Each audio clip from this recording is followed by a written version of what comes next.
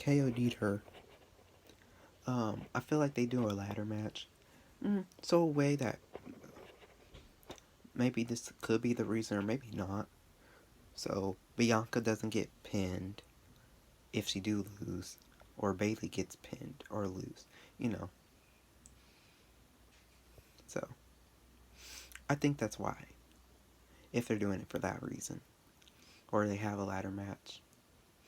So neither way, neither woman can say that they got pinned or submitted. So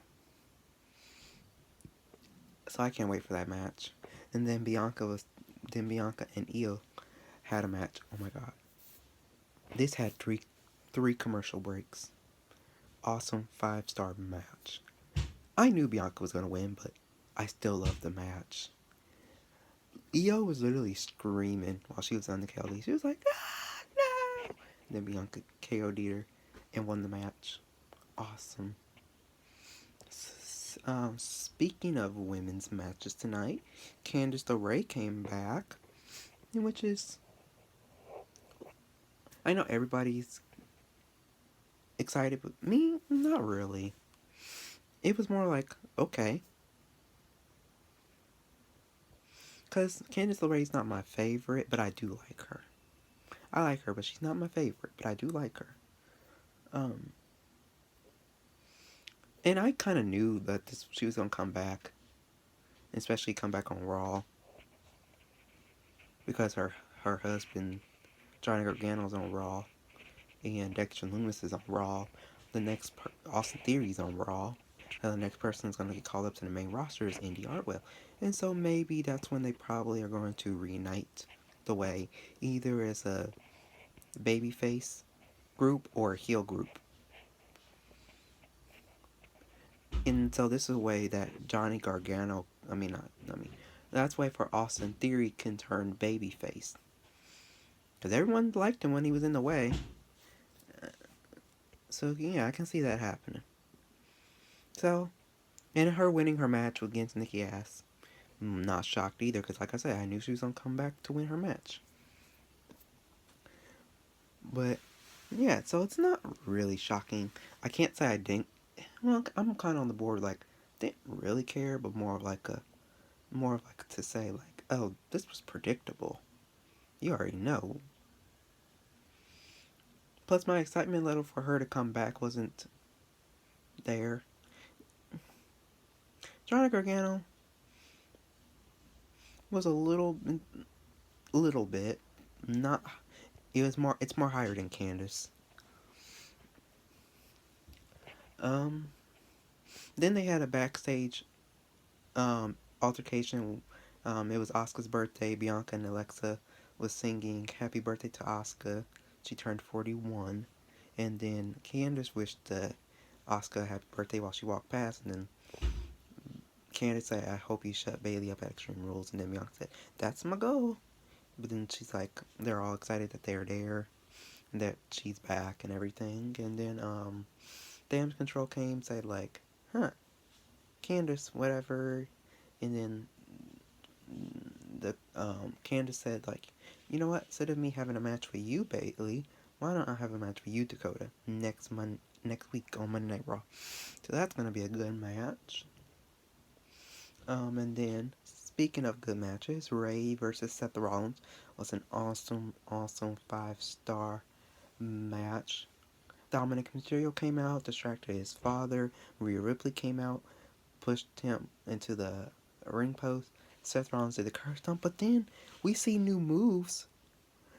We see new moves from Seth Rollins. New submission moves to get prepared for the fight pit.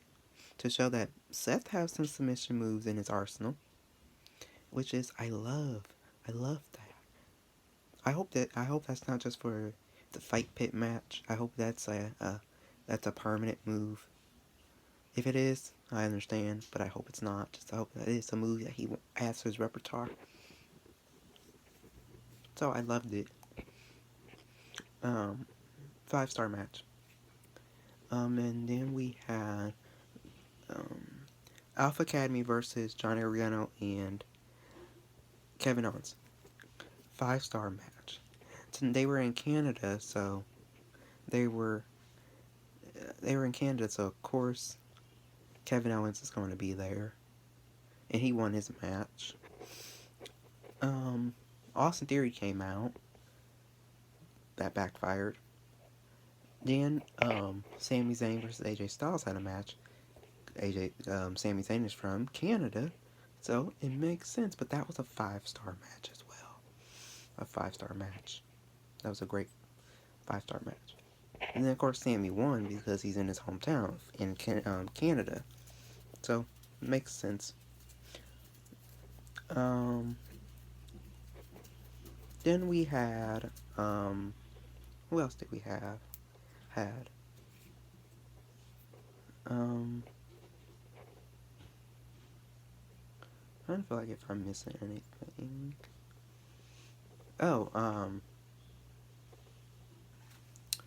Judgment Day came down, had AJ to join him. There are two things I can see with AJ. AJ either fighting with Edge against Judgment Day, or AJ joins Judgment Day. I can see that.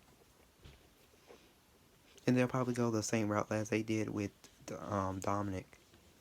It literally took them months for Dominic to say, okay, I want to be in a group. This will kind of go the same way for AJ Styles, if he do join. If he don't, I can see that as well. Then after AJ flipped off Finn Balor, which is hilarious, then they all started beating on him. That was funny. Well, not the beating up part, but him flipping him off. I'm like, whoa, that's an AEW move. AEW people flip each other off. And what's just cool is because at the same time, he was wearing gloves, so you can't really tell what finger he was really holding up, but it was so funny though.